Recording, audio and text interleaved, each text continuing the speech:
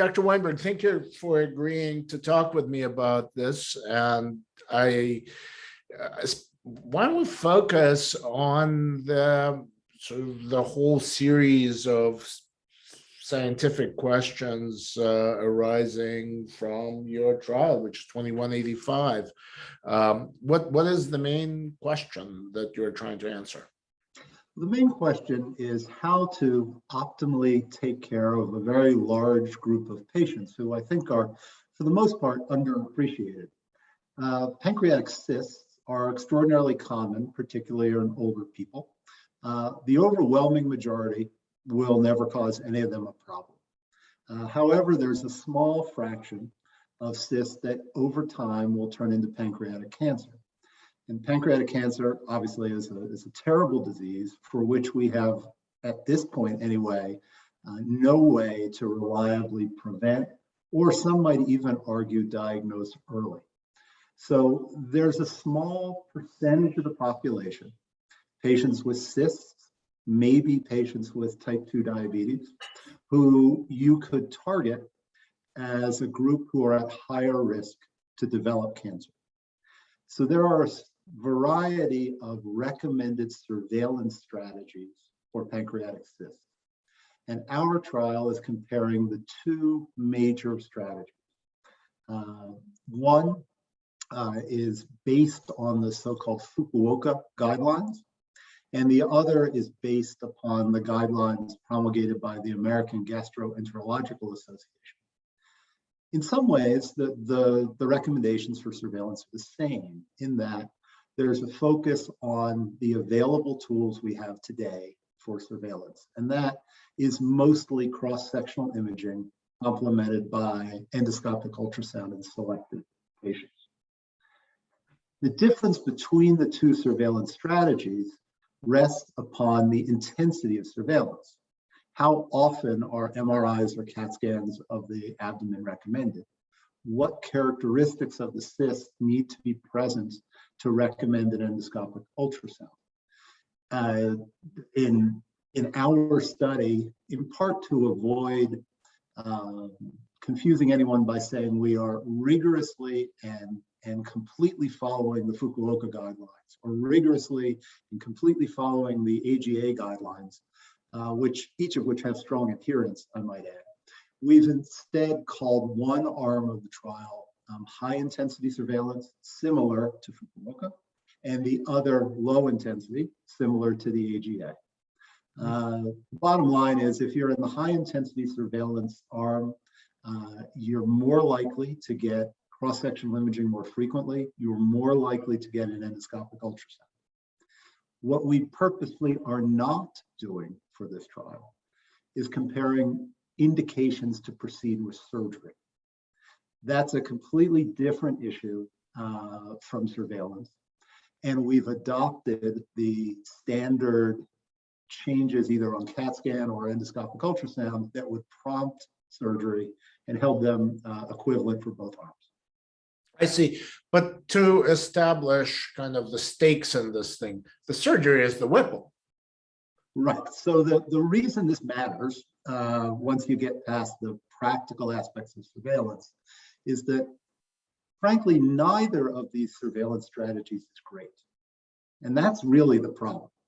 Because what you're, of course, trying to do is identify patients at high enough risk for cancer to justify operating on them. Yeah. The problem is that you don't want to operate on people who aren't going to benefit, namely patients who don't have surgery, or unfortunately, patients who have surgery which will not, whose life expectancy will not be meaningfully changed by surgery. You don't want to operate on more people than you need to. On the other hand, as we were talking about a few minutes ago, there are very few ways to prevent pancreatic surgery. And to prevent pancreatic cancer. So if you happen to find that group of patients who will in fact benefit from surgery, patients with presumably either early stage cancer that not only is resectable, but is resectable in a way that 5-year survival after surgery is meaningful. And unfortunately, that's still a small group even of resectable patients. We're also considering for our trial a success in defining a patient who at surgery has high-grade dysplasia in their pancreatic cyst. Nobody knows with confidence what's the transformation rate from high-grade surveillance to cancer. But if this part of the GI tract is similar to other parts of the GI tract, high-grade dysplasia is certainly a major stepping stone to development of malignancy. And if you can operate on patients and prevent them from getting pancreatic cancer that will kill them, at least in 2021, that's the best that we can hope for. Mm-hmm. Can I interrupt for a second? Maybe I could ask you to summarize in a nutshell what the benefit would be from having conducted this trial. What will you know then that you don't know now? Right. So the basic tension, the take-home message is nobody, patients or doctors, want to operate on people who aren't going to benefit. By the same token, they don't want to withhold surgery from patients who will. Our ability to risk stratify needs to improve, because missing the chance to prevent cancer is a terrible thing. On the other hand, subjecting someone to a major operation with major complications, at least potentially, is also a terrible thing. So how to balance those two poles through a surveillance strategy is the question. We want to figure out which of the surveillance strategies works better. And better for this trial is defined clinically, meaning we have a series of outcomes which are defining as either good or bad. But there also are questions of resource utilization. So if you get twice as many CAT scans and MRIs and your clinical outcomes are unchanged, then you've spent a lot of money and resources without getting any benefit. And that also doesn't make any sense. Okay, but it's also, what is the prevalence? Does anybody know of pancreatic cysts? The prevalence of pancreatic cysts, all comers, if you're not worried about the size of the cyst, depends on how you do the imaging, but MRI is the most sensitive, and in patients over 60, the studies range anywhere from 5% of the entire population over 60 to 50% of the population over 60. Our trial focuses on 1 centimeter or greater pancreatic cysts, which are certainly less common and might be seen in 2 to 5% of the over 60 population. And you also have that in kidney, right? And similar things or not? Well, I'm less familiar with the kidney literature, but certainly, incidentaloma findings in various intra-abdominal organs are common. Liver cysts, pancreatic cysts, kidney cysts. And I suspect that for the patients and the doctors who care for those individuals, everybody wants a good way to know that this finding on the CAT scan is either important or it's not. Mm-hmm. So you're talking about risk stratification that may have implication for other organs or not? No, in this trial, we're focusing only on pancreas. Yeah, but I mean, in terms of like methodology, approach. I think the question of how to take available tools and do the best method of risk stratification, of course, is a common theme across any organ system, where pancreas, anyway, at this point, perhaps lags behind some other areas, is that we don't have, and one of the goals of our trial through correlative studies is to identify new and better markers, whether they are blood-based, something you can pick up in the DNA if you do a buccal swab. We have a large component of radiomics in this trial, where we're taking the available images and analyzing them in more sophisticated ways, all looking for markers that either would add to our current surveillance strategy to come up with a better risk stratification tool, or, if we really hit a home run, replace some of those existing studies. Mm-hmm, mm-hmm. What is, maybe we should just do the numbers here. How many patients are you trying to accrue, and what is the budget? How much would it cost to do this study? Well, the number of patients we'd like to accrue is about 4,600, evenly divided in that patients will be randomized to either the high intensity or the low intensity surveillance strategy. And then regardless of arm, each group would be followed for 5 years.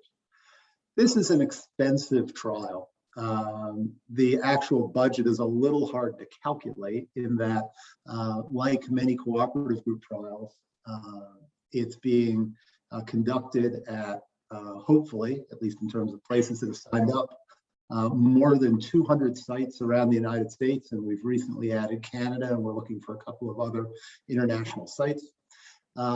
There's obviously a tremendous amount of money that could be spent as the number of participants grows, because we're banking biosamples and we're banking radiomics data, and those are costs that in theory are budgeted for the trial but won't be expended unless we need to have, unless we have the samples and we have the X-rays.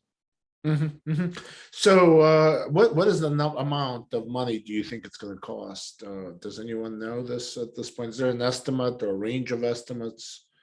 I think the NCI has money set aside, and it's certainly in the tens of millions of dollars for a trial of this size.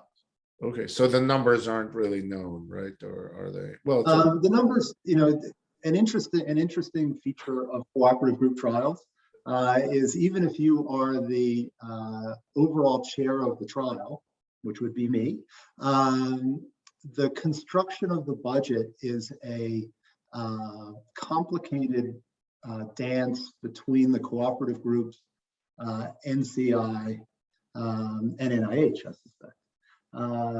So unlike when I submit an R01 where I control all aspects of the budget, there are parts of this one that I don't have any particular reason to need to know about, as long as I can be assured that every time a blood sample shows up at the centralized biobank for the trial, it's appropriately handled.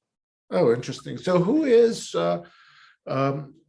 diagnosing these cysts for the most part, and what kind of docs will be putting patients on your trial? These are not oncologists. Not generally, and that's one of the challenges of trying to do this trial through the cooperative groups. And the cooperative groups are a wonderful entity that science in general and medicine in particular has benefited from for years. But the way the cooperative groups are set up is, of course, they emphasize oncology treatment trials. So prevention trials, for early detection trials like this, in terms of practical aspects, if you weren't in a trial, the patients who would be eligible for this study are generally seen by gastroenterologists or surgeons. Their cysts are generally identified by radiologists. And in many ways, the patients, the providers most immediately responsible for the patient's care are primary care doctors. Because the most common scenario, since these cysts are nearly always completely asymptomatic, is that they're identified serendipitously.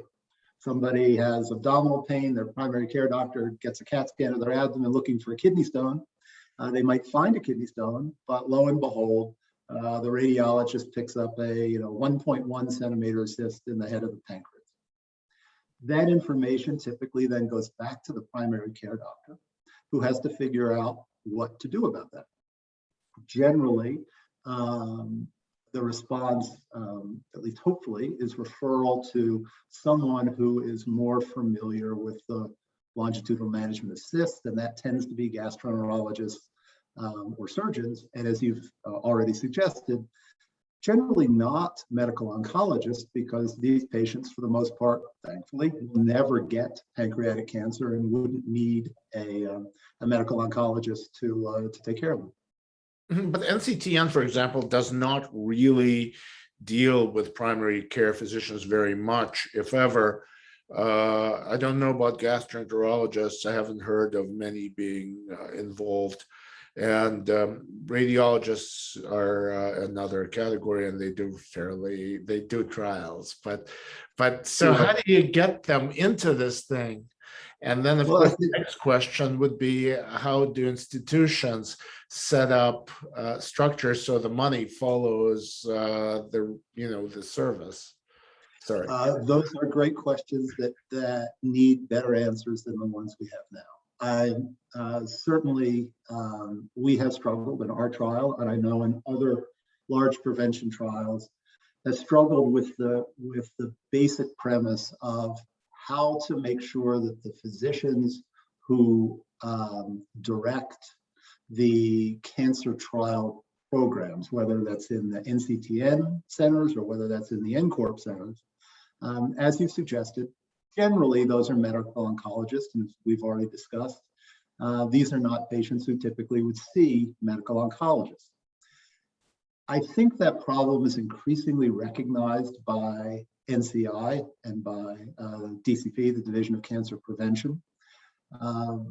My hope, and certainly all evidence suggests to date, that knowledge that this is a particular problem, at least for 2185, hopefully will drive a variety of novel solutions.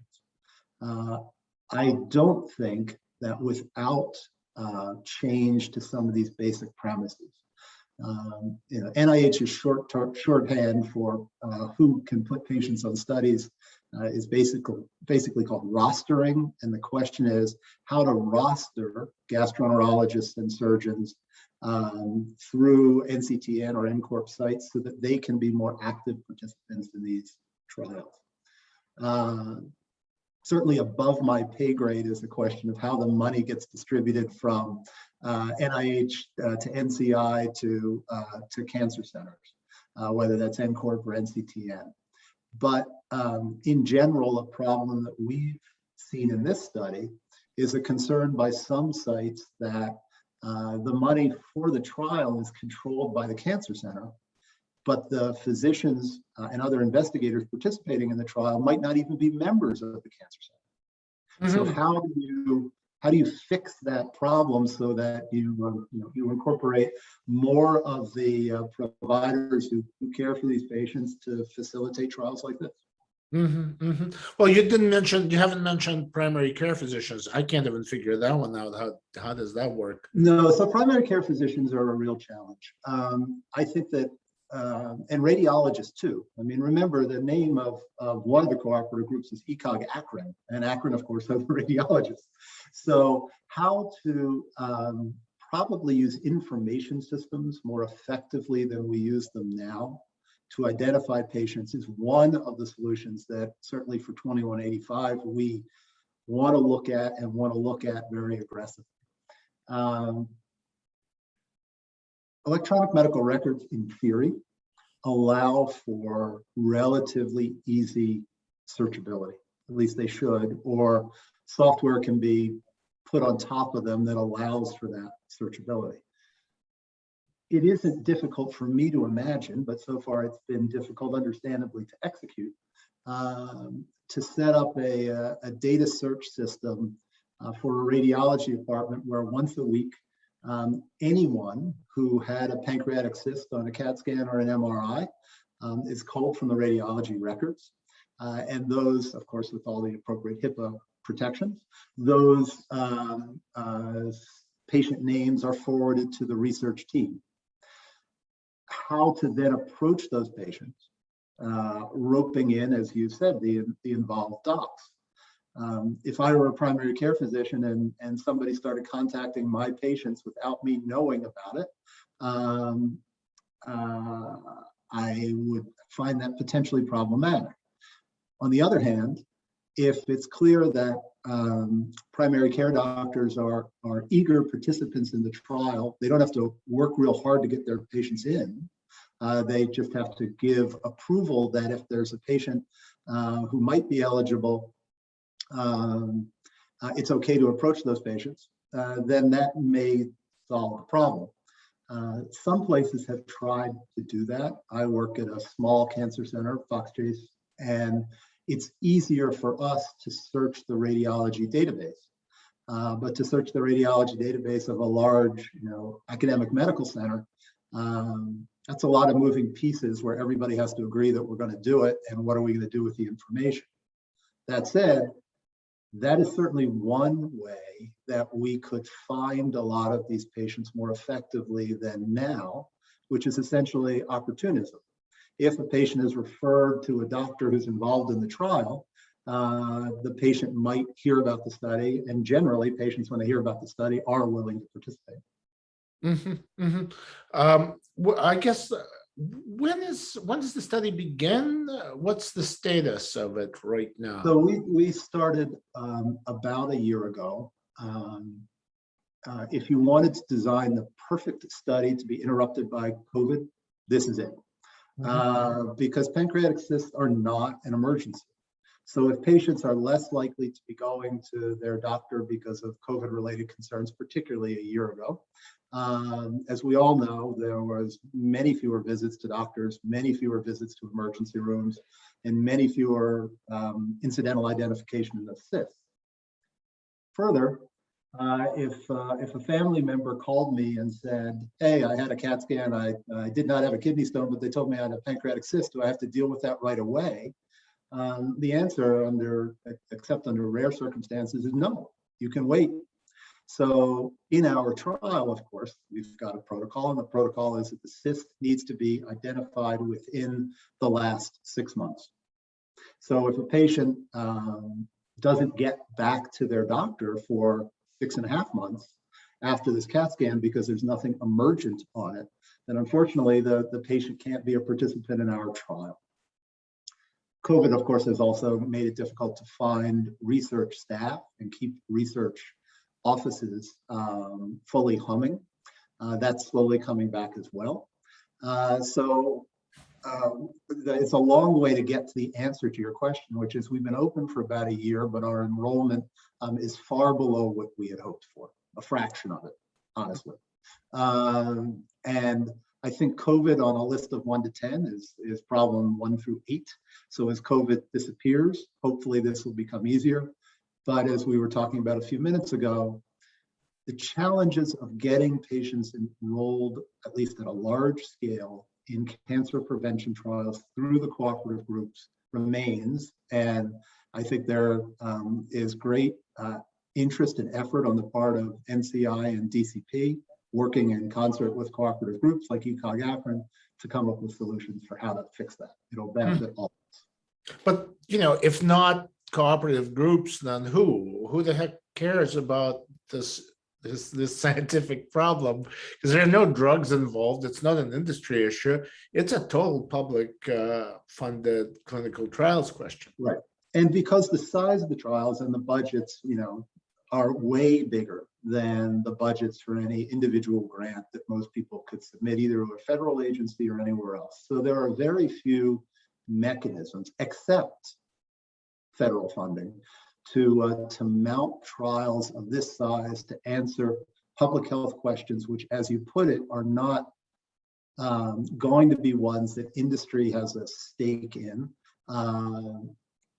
The only potential exception to that, and it's not a trivial one, is there are plenty of people, both in the federal government and in private groups, who are interested in the development of biomarkers that would allow for better diagnosis.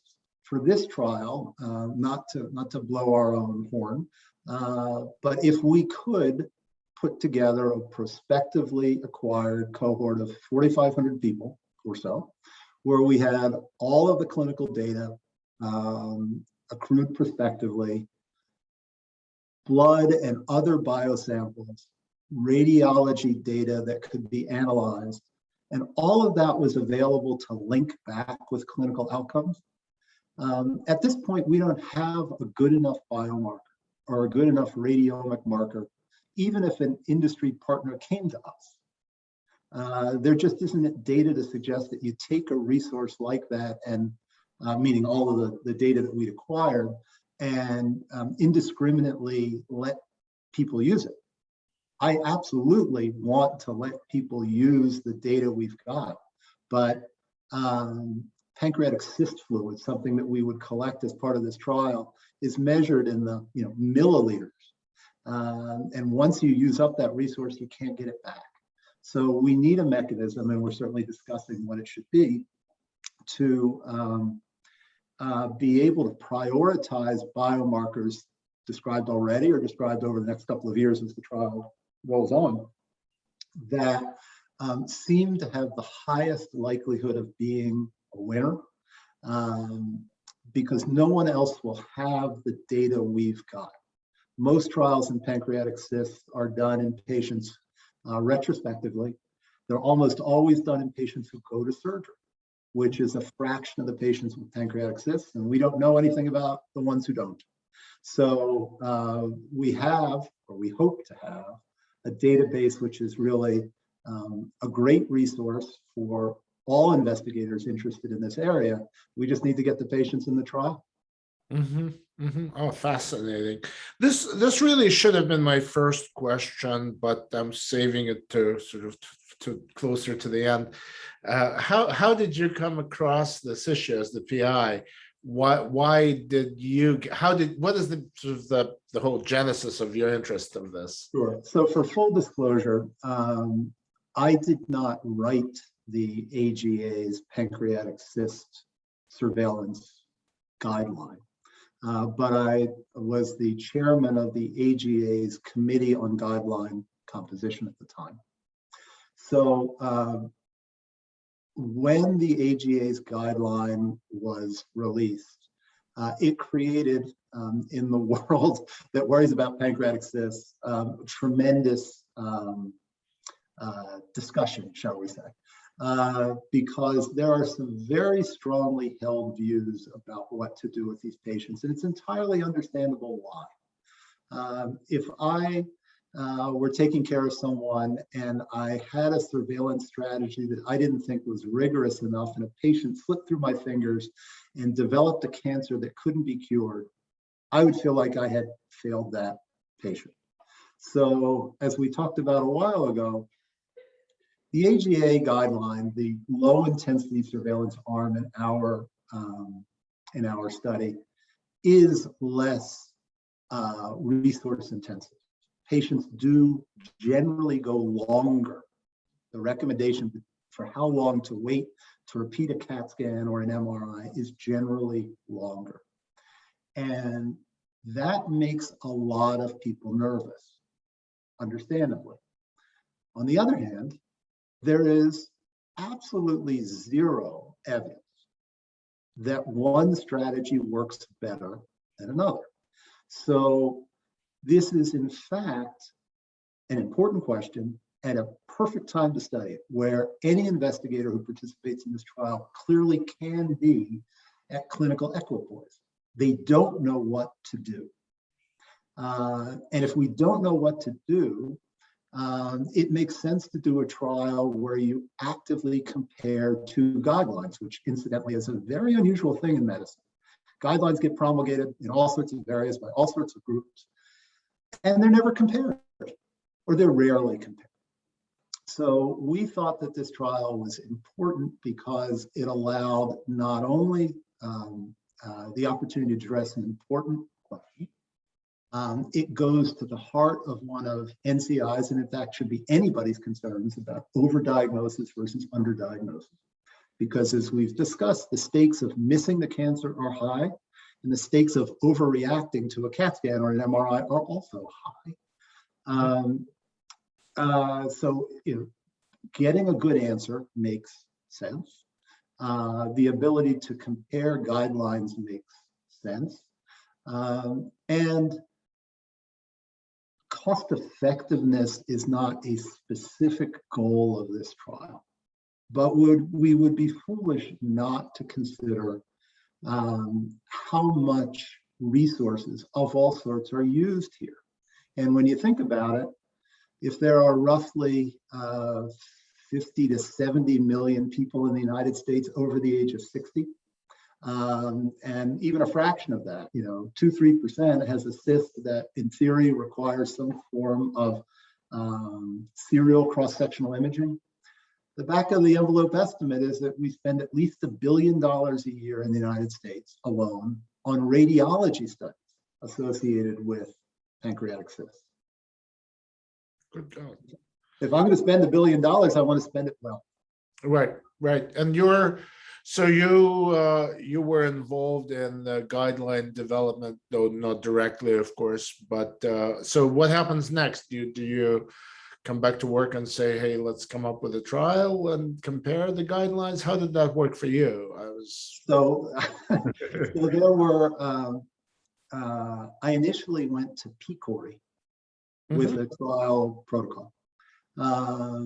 Because as we've already discussed, there are not a lot of mechanisms to allow for such a large trial with a bigger budget than most individual grants would allow. PCORI has its own set of priorities, and they're good priorities, PCORIs. I think this is a good priority too, but in their system of what they wanted to emphasize, at least when we went to them, this didn't rank high enough to be an area that they wanted to emphasize. Okay, I mean they had plenty of good areas. I then started talking with colleagues who were involved in cooperative groups, because as a gastroenterologist, even one working in a cancer center, I don't have much to do with the cooperative groups. So it's been an interesting learning experience to work in this framework. It gives you the opportunity to do remarkable studies. But as we've talked about, not just for me, because I'm a gastroenterologist, but for anybody who's doing prevention trials, it's clearly an area of emphasis for NCI. There's no doubt about it. But the rules to get these trials done, meaning what do you have to do to get patients enrolled at an adequate rate, are probably different than the rules required when you compare chemotherapy A to chemotherapy B, and how to make sure that the substantial resources that are spent on prevention trials result in a completed trial with valuable data. I think everybody wants to figure out how to do that better, and that everybody starts from anyone at NIH and NCI down to investigators like me. Oh, that's fascinating. Is there anything we forgot? Anything you'd want to mention? I think we covered everything that was of top importance. Well, thank you so much for talking with me.